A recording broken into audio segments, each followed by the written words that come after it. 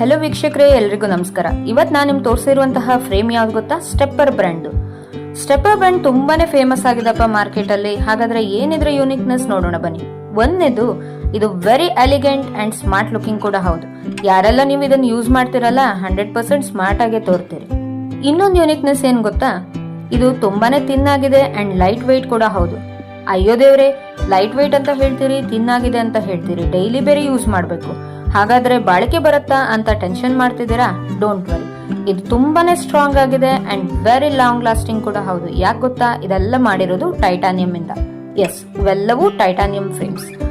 ಇದರ ಇನ್ನೊಂದು ಹೊಸ ಫೀಚರ್ ಏನ್ ಗೊತ್ತಾ? ನೀವು ನೋಡ್ತಾ ಇರಬಹುದು, ಫ್ರೇಮ್ಸ್ ವೆರೈಟೀಸ್ ಆಫ್ ಕಲರ್ಸ್ ಅಲ್ಲಿ ಇದೆ.